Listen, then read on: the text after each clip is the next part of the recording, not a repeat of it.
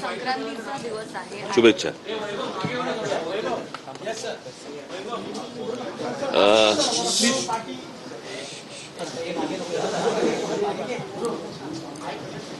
खरं तर काल 5 वाजता प्रचार थांबला आणि आजपर्यंत ज्या काही निवडणुका आम्ही इतकी वर्ष पाहतो, तुम्हीही पाहतात, त्याच्यामध्ये निवडणुकीचा प्रचार 5 वाजता संपल्यानंतर दुसरा दिवस रिकामा आणि त्याच्यानंतरच्या दुसऱ्या दिवशी मतदान. आतापर्यंतच्या निवडणुकीची प्रथा ही आजपर्यंत होती. या सरकारला काय हवंय याच्यासाठी म्हणून निवडणूक आयोग जे काही काम करते, याच्यामध्ये काल त्यांनी एक नवीन नोटिफिकेशन काढलं की आज मतदानाच्या आदल्या दिवशी तुम्ही 5 वाजेपर्यंत मतदारांना भेटू शकता. ही नवीन प्रथा, नवीन पद्धत कशी काय आली आणि कुठून आली ही काही कल्पना नाही. आणि आजच कशी अचानक आली, जी विधानसभेला का नव्हती, जी लोकसभेला का नव्हती, जी अगोदरच्या कुठच्याही निवडणुकांना का नव्हती, ही आत्ता कशासाठी आली. आणि त्याच्यात त्यांनी सांगितलं की तुम्ही मतदारांना जाऊन भेटू शकता पण पत्रकं वाटू शकत नाही. मग कदाचित पैसे वाटू शकता असं त्यांना म्हणायचं असेल. ही मुळात मुभा मिळाली का, दिली का आणि हा कायदा बदलला का, हे नव्याने या सगळ्या गोष्टी ज्या आणल्या जात आहेत ह्या कशासाठी आणल्या जात आहेत. ह्याच्यातली अजून एक दुसरी गोष्ट, आता त्यांनी एक काहीतरी पाडू नावाचं एक काहीतरी मशीन आणलंय, प्रिंटिंग ऑक्झिलरी डिस्प्ले युनिट. हे कोणत्याही राजकीय पक्षाला सांगितलेलं नाही, कोणत्याही राजकीय पक्षाला दाखवलेलं नाहीये. मला असं वाटतं आता उद्धव ठाकरेंच्या पत्रावरती निवडणूक आयोगाला हे पत्र गेलेलं आहे की हे तुम्ही आम्हाला कधी दाखवलं नाही. हे नवीन काय युनिट आणलंय तुम्ही, हे लोकांनाही माहिती नाही, जनतेलाही माहिती नाही. आणि हे नव्याने तुम्ही आता हे त्या ईव्हीएम मशीनला लावणार आहात. हे काय मशीन आहे, म्हणजे हे दाखवावं, सांगावं इथपर्यंत पण गेलेले नाहीयेत निवडणूक आयोग. जे त्यांना हवंय ते करतायत. ते वाघमारे ह्याच्यावरती उत्तर द्यायला तयार नाहीयेत. अर्थात आत्ताच्या सरकारने हा वाघ कधीच मारून टाकलाय, त्याच्यामुळे त्यांच्याकडनं काही अपेक्षा नाहीयेत. परंतु ही कोणती प्रथा आणि हे कोणत्या गोष्टी या महाराष्ट्रामध्ये चालू आहेत आणि निवडणुकीच्या तोंडावरती रोजच्या रोज हे कायदे बदलत आहेत, हा काय प्रकार आहे. मला असं वाटतं की पत्रकार म्हणून तुम्ही देखील ह्या गोष्टींचे प्रश्न त्यांना विचारले पाहिजेत, जनतेने पण विचारले पाहिजेत की हा काय प्रकार सुरू आहे तो.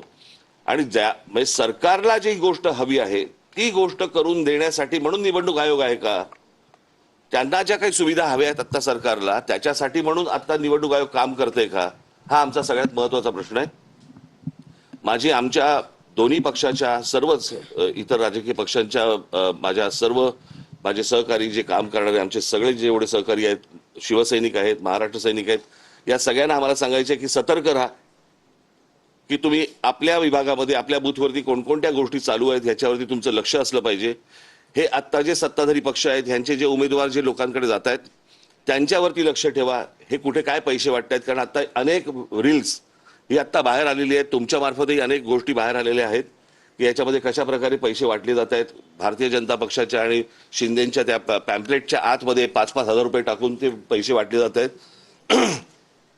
त्यातल्या आनंदाच्या अनेक काही गोष्टी आहेत की ज्याच्यामध्ये लोक नाकारतात पण आहेत. ही पण एक आनंदाची गोष्ट आहे.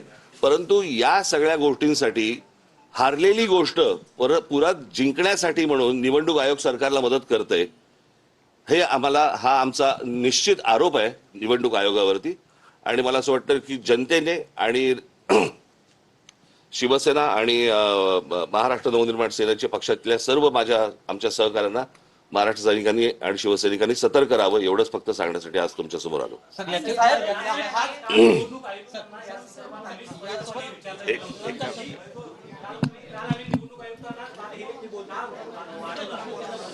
एक नाही, तुम्ही कॅमेरामन जर गप्प बसलात तर बरं होईल.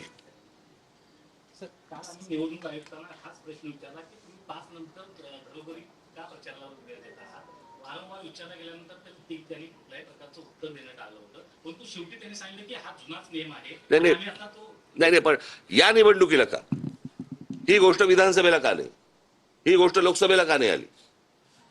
या निवडणुकीला असं काय वाटलं की तो जुना नियम परत बाहेर काढावा? ईव्हीएम पण जुनी आहेत. ईव्हीएम पण जुनी आहेत आणि हे जे काय नवीन मशीन आणतायत त्याच्यावरती त्यांचं असं म्हणणं आहे की ती ईव्हीएमची मशीन जुनी झाली आहेत म्हणून आम्ही त्याला एक युनिट लावतोय. इमर्जन्सी वापरलंय. इमर्जन्सी जी काय मशीन्स आहेत ती आम्हाला कोणाला माहिती पण नाहीये, तुम्हालाही माहिती नाहीये, लोकांनाही माहिती नाहीये हे काय आहेत ती मशीन्स. म्हणजे काय प्रकारचं राजकारण महाराष्ट्रामध्ये सुरू आहे आणि काय प्रकारच्या निवडणुका महाराष्ट्रामध्ये सुरू आहे, मला असं वाटतं की ही गोष्ट सर्वांनी लक्षात घेण्यासारखी आहे, घेतली पाहिजे आणि आमच्या लोकांनी सतर्क राहावं एवढंच फक्त मला साहेब 2012चा परिच्छेद त्यांनी वाचून दाखवला का पत्रकार परिषदेत? मला असं वाटतं ह्याचं उत्तर दिलं ना मी, याच प्रश्नाचं उत्तर दिलं ना मी आता. त्यांनी 2012चा मी परत त्याने हाच प्रश्न विचारला ना, तेच प्रश्न नका विचारू, नवीन काय असं या नाही. यंत्राच्या बाबतीमध्ये पत्र लिहिलेलं आहे, परंतु त्या व्यतिरिक्त करण्यासारखं काय? आता तुम्ही निवडणूक आयोगाला जी मागणी नेमकी काय करतात हे डिस्कनेक्ट करण्यात यावं, जुनी जी पद्धत आहे ती नाही पद्धत अहो वापरली प्रश्न अर्थातच ना हे कोटचं मशीन आहे, हे दिसतं कसं? यातनं काय होतं हे तुम्हाला साधी गोष्ट आहे. आता ईव्हीएमचं मशीन असतं, तिथे तुम्ही त्या बूथवरती लोकांना बोलवता, सर्व राजकीय पक्षाच्या लोकांना बोलवता, बटन दाबायला सांगता, त्यांना सांगता की क्लिअर आहे, बरोबर आतापर्यंतची प्रथा आहे. हे नवीन मशीन जे आलंय हे राजकीय पक्षांना दाखवावं असं पण नाही वाटलं.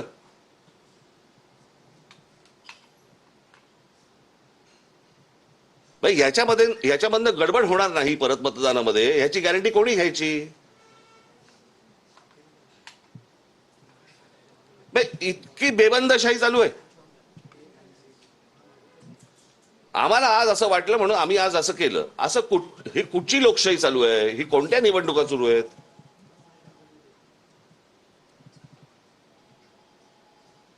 ठीक आहे, आपल्या मार्फत फक्त एवढंच सांगायचं होतं. धन्यवाद.